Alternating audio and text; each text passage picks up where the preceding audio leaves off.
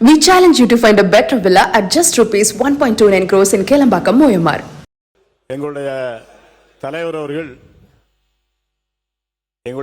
அவர்கள் சொல்லிவிட்டார்கள், மேற்கொண்டு வேண்டாம், நீங்க இதுல மானிய கோரிக்கையில போயிடுங்கன்னு சொல்லிட்டாங்க. ஏன்னா மக்கள் கருத்து இன்னும் நிறைய இருக்குது. இந்த அவையினுடைய நடவடிக்கைகள் குறித்து மக்களுடைய கருத்து நிறைய இருக்கு. அதெல்லாம் நான் இங்க என்னுடைய குரலா ஒலிக்கணும்னு சொன்னா 1 மணி நேரம் இருந்தாலும் பத்தாது. இருந்தாலும் எங்களுடைய தலைவருடைய கட்டளை ஏற்று மானிய கோரிக்கையில் நான் என்னுடைய கருத்துக்களை எடுத்து வைக்கின்றேன். மாண்புமிகு பேரவைத் தலைவர் அவர்களே, எல்லாமே உங்களுடைய கொள்கை வகுப்பு குறிப்பிலே நீங்கள் சொல்லியிருக்கின்றீர்கள்.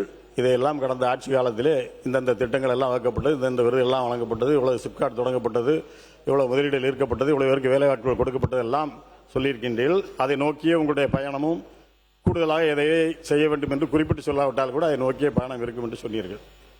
ஏற்கனவே இந்த ஆட்சி பொறுப்பேற்று கடந்த 13/8/2026 ஒரு ரகசிய முதலீட்டாளர் மாநாட்டை ஒன்று கூட்டினீங்க. பிரஸ் எல்லாம் உள்ள விடல.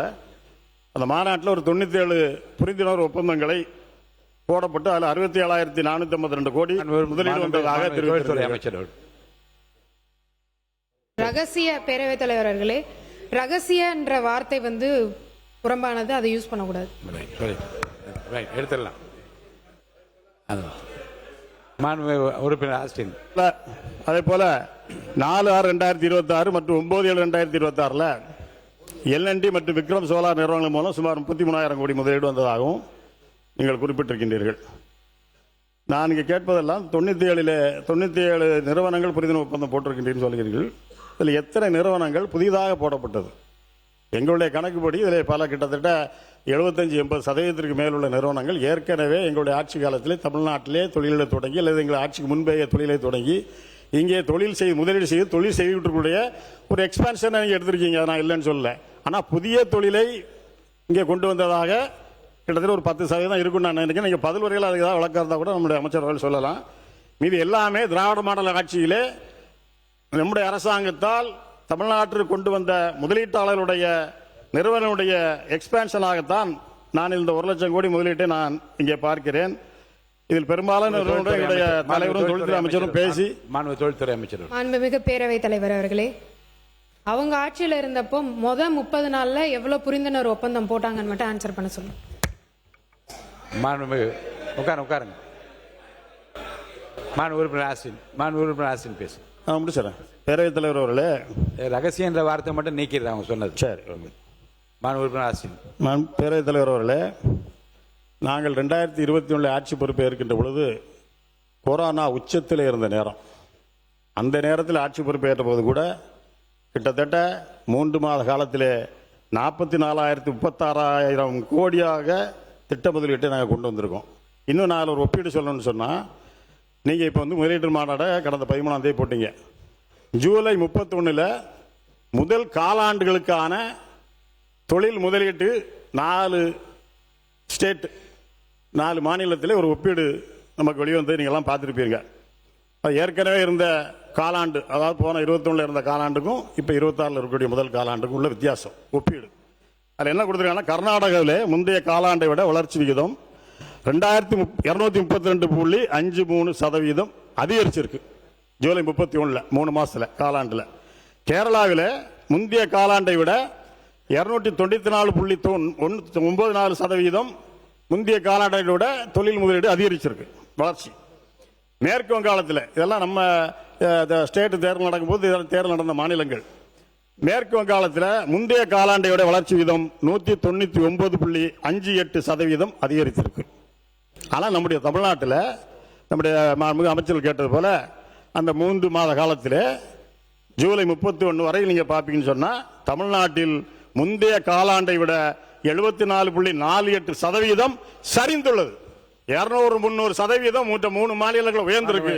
தமிழ்நாட்டிலே சரிந்திருக்கிறது, யாரும் மறக்க முடியாது. உங்களுடைய குடியிருப்புகளே எங்களுடைய பேரவைத் தலைவர் அவர் குற்றச்சாட்டு பயங்கரமா வைக்கிறாரு. அதுக்கு ப்ராஜெக்ட்ஸ் டுடேன்னு ஒரு பத்திரிகை, அது ஒரு நீங்க காசு கொடுத்தா என்னாலும் எழுதிப்பாங்க. அது ஒரு பிரைவேட் பத்திரிகை. அந்த பத்திரிகையில எழுதப்பட்ட ஒரு தவறான செய்தியை இங்க எடுத்துட்டு படிச்சு நம்மளுடைய தமிழ்நாடு எங்கேயோ போய்கிட்டு இருக்குன்னு தப்பான ஒரு நோக்கத்தை நீங்க வந்து சொல்லக்கூடாது. அதுவும் இல்லாம வந்த ஒரே 3 மாசத்துல 1 லட்சம் கோடி அப்படின்றது இன்னைக்கு வரை எந்த அரசாங்கமும் பண்ணல, நாங்க பண்ணியிருக்கோம். 1 லட்சம் இளைஞர்களுக்கும் இதனால வேலை கிடைக்க போகுது. இன்னொன்னு ஒண்ணு சொல்லிக்கிற பேரவைத் தலைவர் அவர்களே, இங்கே வந்து அரசியல் பார்க்காம தொழில்துறைன்றது ஒரு சென்சிட்டிவான டாபிக். அதாவது இன்வெஸ்டர்ஸ் எல்லாரும் உட்காந்து பார்த்துட்டு இருக்காங்க. இதுல அரசியல் அப்படின்றத என்னைக்குமே திணிக்கவே கூடாது. இங்க இருக்க 234 உறுப்பினர்களும் 1.5 ட்ரில்லியனை வந்து ரீச் பண்றதுக்கு எல்லாரும் ஹெல்ப்ஃபுல்லா இருந்து எல்லாரும் இதை அச்சீவ் பண்ணணும். இதை வந்து அந்த அரசாங்கம் செய்தது இந்த அரசாங்கம் செய்ததுன்னு அரசியல் பண்ணாம இளைஞர்களை மட்டுமே நோக்கமா நீங்க வச்சிருந்தீங்கன்னா இத பத்தி நீங்க பேச மாட்டீங்க.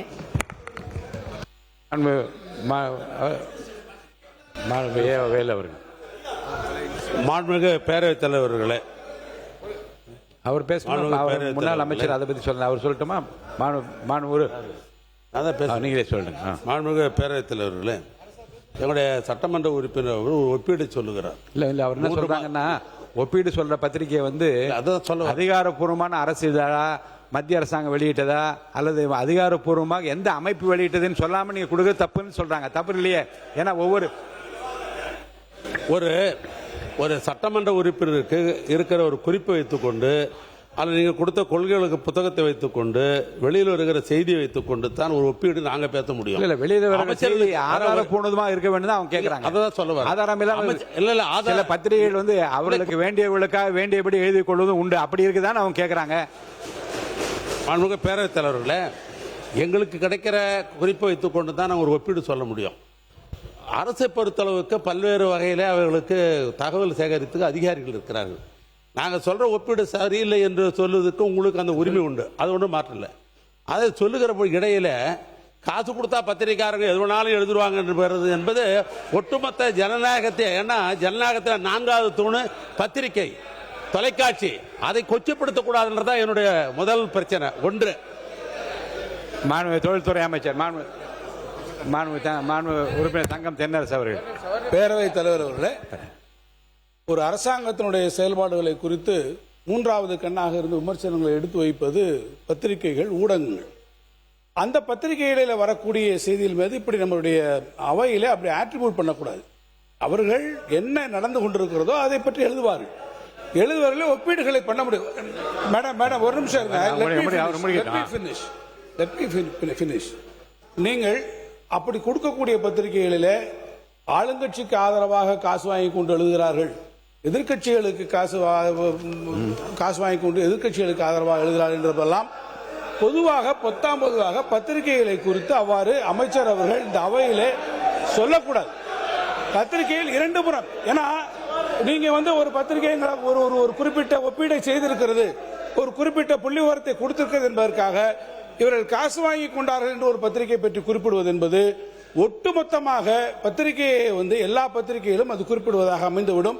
எனவே அது போன்ற ஒரு நிலைப்பாட்டையோ அது போன்ற ஒரு செய்தியோ மாண்புமிகு அமைச்சர் அவர்கள் அவையிலே சொல்வது அழகல்ல என்பதை நான் தெரிவித்தேன். We challenge you to find a better villa at just rupees 1.29 crores in Kelambakam, Moyamar.